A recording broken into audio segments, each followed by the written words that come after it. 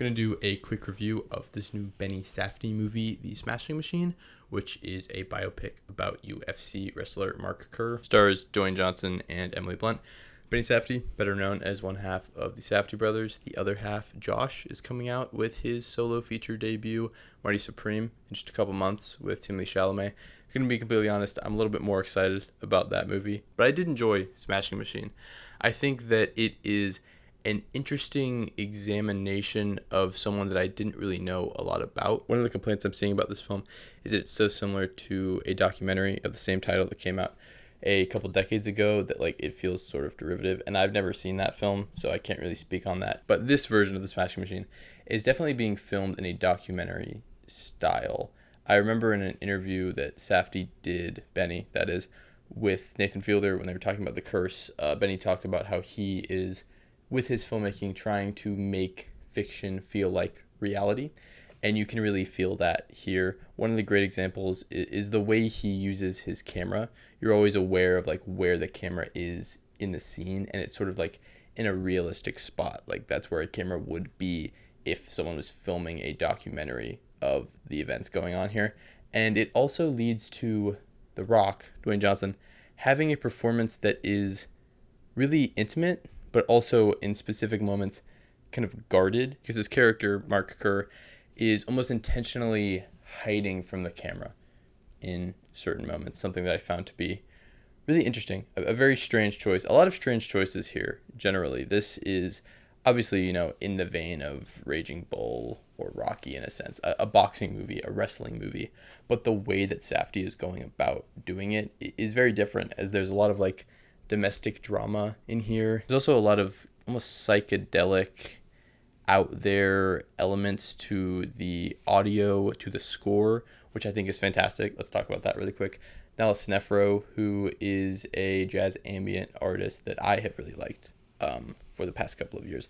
Just quick recommendation, her album Endlessness that came out last year is spectacular. And I'm surprised by how much Safdie just let her do her thing with this score. It is very jazzy and ambient and brings a serene, calm nature to the first half of this film, which makes sense as the first half is largely about Kerr and his struggle with painkillers. And as a result, he's sort of in this numb stupor for a lot of those scenes.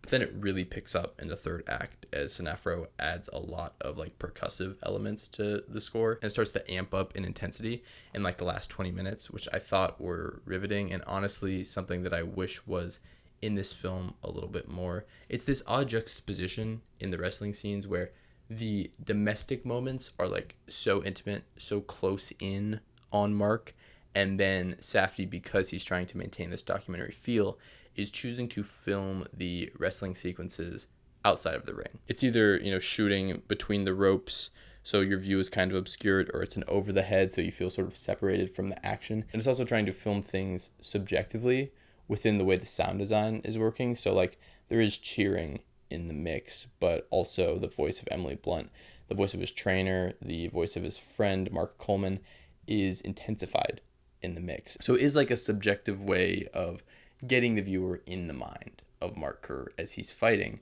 but visually speaking, it's not necessarily doing that. It's keeping you at an arm's length. It's keeping you outside. It's making you feel like a spectator rather than making you be in the shoes of Mark Kerr, which I thought was this weird juxtaposition. I'm not entirely sure why that choice was made. I think Safdie is a brilliant enough filmmaker to give him credit for making these choices intentionally. And maybe on a rewatch, I'll start to understand it a little bit more. But it's this weird mix of keeping the subjects at a distance, keeping Mark Kerr at a distance, while also making him feel kind of larger than life and enigmatic, and also very personal and very vulnerable and very human.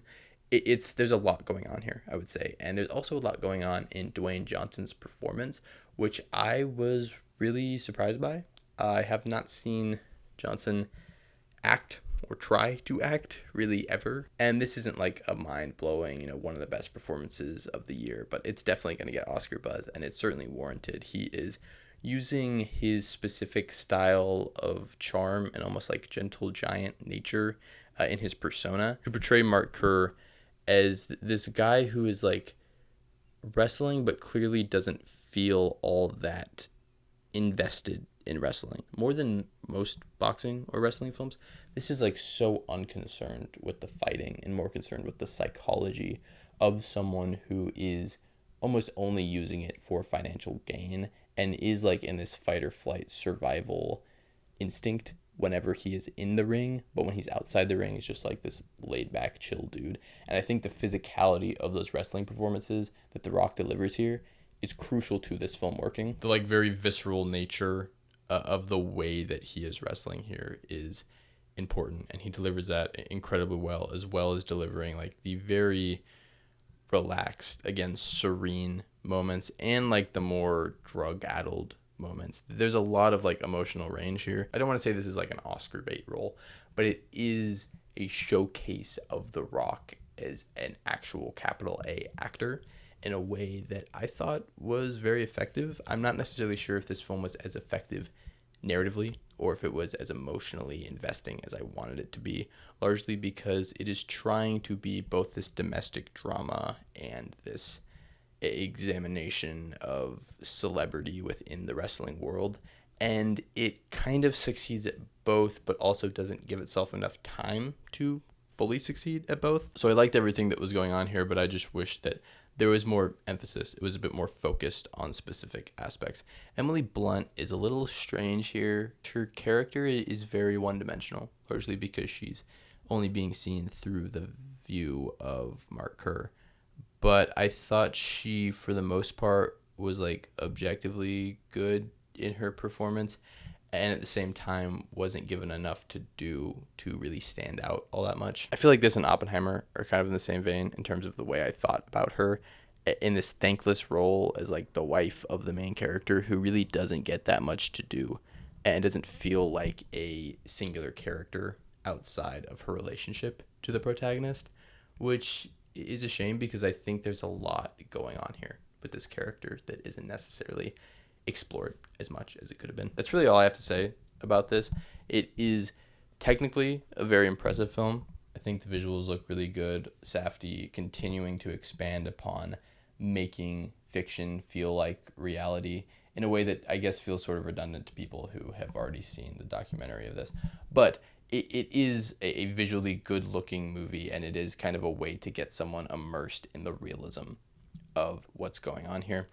I really like The Rock as a performer. The score is the real standout here. It really dictates the tone and makes this feel a lot more dreamlike and strange and almost like experimental in some of the ways that it is conveying the emotions of Mark Kerr. But ultimately, I didn't feel emotionally invested as much as I wanted to.